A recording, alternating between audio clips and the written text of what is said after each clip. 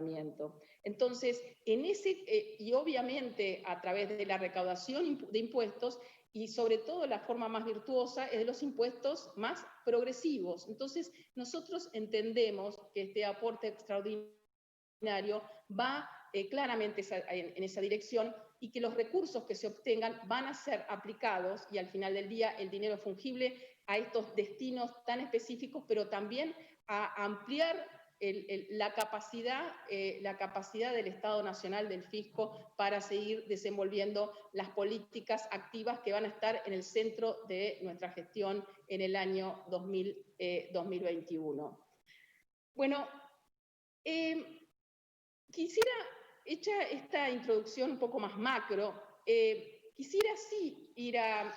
Miren, yo como estuve hace poco cuando tratamos, no hace tanto, pero hace unos meses con ustedes conversando acerca de la moratoria, quisiera incorporar también en términos de lo que es el esfuerzo fiscal que está haciendo el Estado Nacional en las quitas que están implícitas en un proyecto, una moratoria como la que está vigente y que termina a fines de este mes. Pero realmente los resultados son muy importantes. Casi 290.000 millones de pesos entraron a esta moratoria, ¿sí? Son más de 500.000 planes. Y esto significa, si uno extrapola lo que es la quita promedio que teníamos en la moratoria que dictamos en diciembre, un esfuerzo fiscal, digamos, del orden de los 75.000, 80.000 millones de pesos al día de hoy. O sea que también hay que entender, ¿no?, cuando se critica, que se dice que esto tiene un sesgo antiinversión, antiproducción, que este esfuerzo fiscal que se está haciendo con la moratoria de una magnitud realmente relevante, vos hacías mención a lo que fue el pago de salarios con el ATP, pero también incorporaría en este análisis el esfuerzo fiscal que supone esta moratoria, que incluye a todas, personas físicas, humanas, incluye a las pequeñas, micro, cooperativas y a las grandes empresas también en nuestro país. Ahora, voy a hacer algunas precisiones que un poco tienen que ver con quizás aclarar algunos puntos. Como vos bien dijiste, Carlos, este es un proyecto que está en cabeza de las personas humanas, o sea, que grava a los empresarios, no a las empresas. Es la primera definición.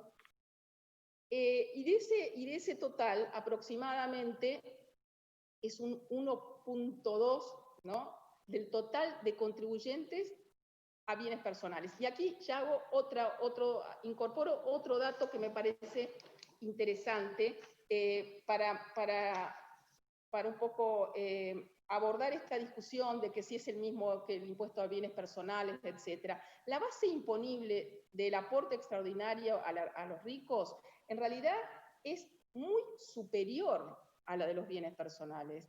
De hecho, la base imponible, universo de activos grabados, de patrimonio grabado, es,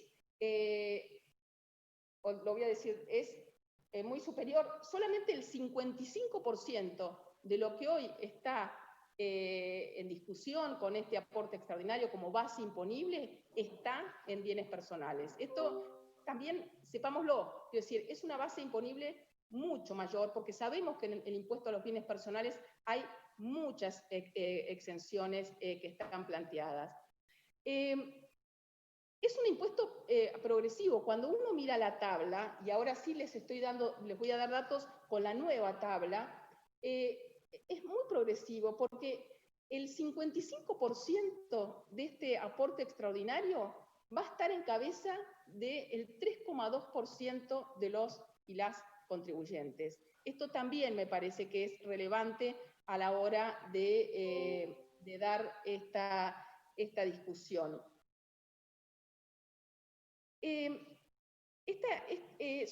Estamos grabando patrimonios que en Argentina y en el resto del mundo insisto, se valorizan financieramente. Los vasos comunicantes con el mundo de la producción son muy, muy estrechos. Si hay parte, digo, acá no se está grabando el capital de las empresas, ¿sí? Si hay parte, no se está grabando capital de trabajo de las empresas. En realidad, ese excedente ya pasó de las empresas a las personas físicas. Por ejemplo, a través de una distribución de dividendos o de utilidades.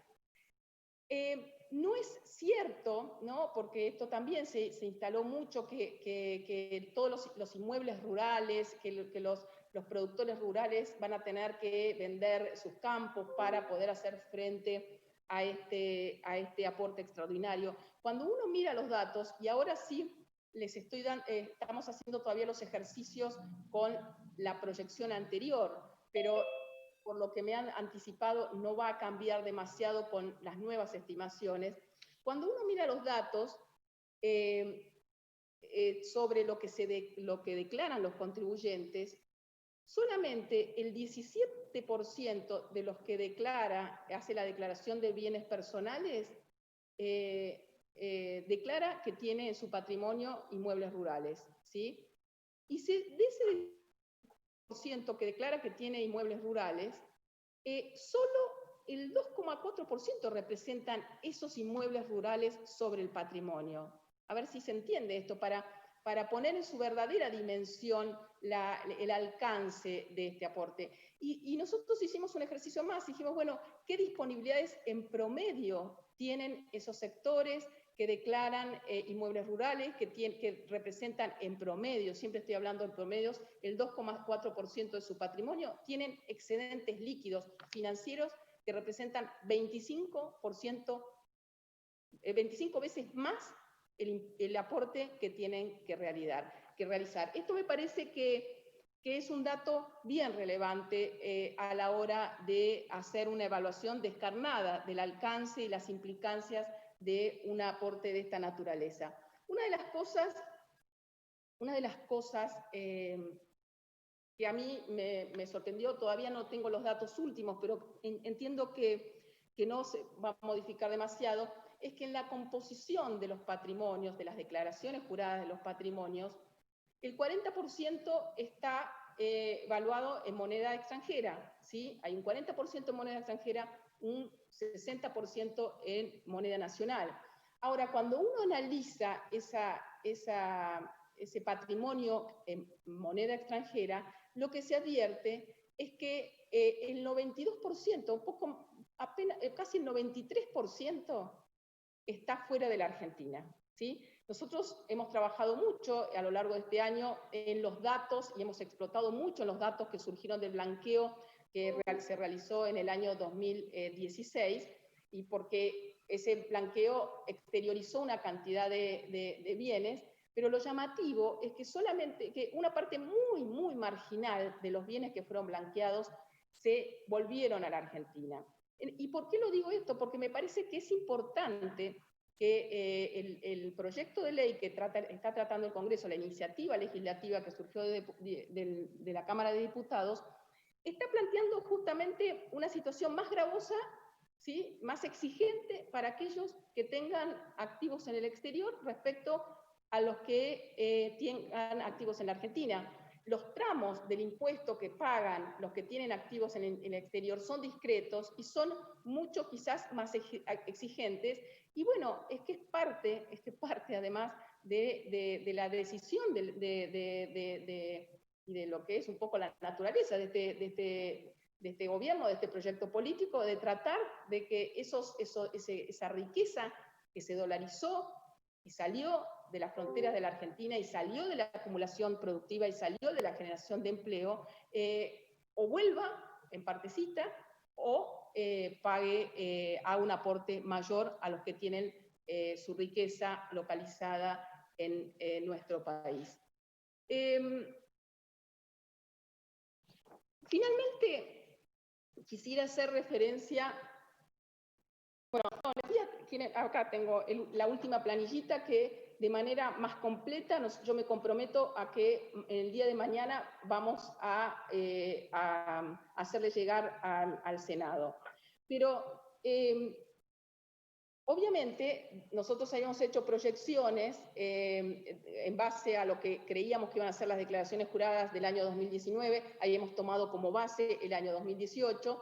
Después, yo un poquito anticipé que creíamos que con el tema de lo que había pasado con la composición de carteras de los contribuyentes y que había pasado con la cotización del dólar, probablemente pudieran ingresar a algunos contribuyentes más al pago de este aporte. Bueno, y lo que nos están dando los datos preliminares es que el total de contribuyentes que deberían hacer este aporte ascendería a 11.855 personas, ¿sí? Que es más de lo que lo que habíamos estimado hace un par de meses atrás, pero que está muy en línea con lo que había sido, ¿se acuerdan? En la discusión original, cuando empezamos a hablar cuando se empezó a hablar y a discutir esta idea de aporte, que hablaba de un universo que podía ser alcanzado en torno a las 12.000 personas, ¿sí? Bueno, el dato que nos está dando a partir de las primeras estimaciones de las declaraciones juradas que estamos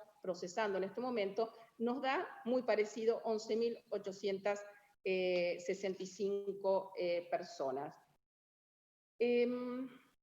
Bueno, y un poco para redondear, hay algo que también quisiera plantear a partir, de los datos empíricos de la Argentina, presente, pasada, de un pasado reciente y no tan reciente, pero también de los datos empíricos a nivel internacional y de mucha discusión que hay a nivel internacional en todo lo que han sido las políticas neoliberales de reducción de impuestos como forma, como panacea para promover la inversión productiva, la inversión externa directa, etc. No existe tal evidencia empírica. De hecho, cuando uno mira los datos de los últimos 4 años, ¿sí? Lo que se advierte es que en realidad la presión tributaria cayó sensiblemente, un poco menos del 3% entre el año 2016 y el 2019.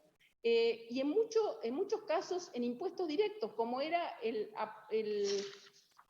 impuesto a los bienes personales, que en el año 2015 era del 0,4% del producto y en el año 2018 terminó siendo del 0,2% del producto. A partir de decisiones de política tributaria, de modificación del régimen tributario. Nosotros aspiramos a que este año los impuestos progresivos a los bienes personales asciendan al 0,7% del producto. Ahora, en todo este camino descendente de lo que fue la recaudación tributaria y la presión tributaria, uno lo puede correlacionar con una mejora en la inversión, en la instalación de fábricas, en la demanda de trabajadores formales. No ha ocurrido, todo lo contrario, se dio en simultáneo con un proceso de desindustrialización y de destrucción de trabajo formal y de cierre de muchas empresas. O sea que me parece que esto también, no para esta discusión quizás puntual, pero sí las discusiones que nosotros nos debemos, responsables, serias, que se planteen hacia adelante, de poner en su justo lugar el tema de los impuestos, y esto no significa ignorar que puede haber situaciones de desequilibrio, situaciones que hay que corregir, y la competitividad sistémica de la economía argentina, donde hay muchísimos más elementos variables y fenómenos que hay que incorporar en esa discusión de la necesidad de generar condiciones de competitividad. Donde claramente, y esto sí está demostrado en la discusión más teórica, más académica, la inversión, una correlación enorme que se da entre inversión reproductiva es con la presencia de demanda, con la presencia de mercado para poder realizar esa producción. Y por lo tanto, gran parte del énfasis que estamos poniendo desde la política pública justamente es garantizar y proteger el mercado interno y promover en la medida de lo posible en un contexto internacional tan complicado, una mayor inserción de nuestras exportaciones con mayor valor agregado. Pero me parece esto, lo dejo picando por brevemente, en un tiempito nos encontremos, y está bueno dar estas discusiones, me parece que tienen que ver con poner en su justo término y sacar a veces de una forma más vulgar o más que de lógica formal, que el problema tiene que ver con la presión tributaria. Bajó en casi 3 puntos la presión tributaria en los últimos 4 años, y en realidad eso no revirtió en una mejora en las condiciones de la inversión y de la acumulación, y una mejora en la distribución de la riqueza. O sea que, bueno, si les parece, si hay preguntas más específicas, Carlos, me las hace llegar y nosotros las contestamos siempre que estén en el ámbito de lo que son las cuestiones que aborda esta Administración Federal de Ingresos Públicos, y también mi compromiso para mandar el informe actualizado con los datos ya cerrados de las declaraciones juradas del 2019. ¿Te parece, bueno, ¿les parece bien?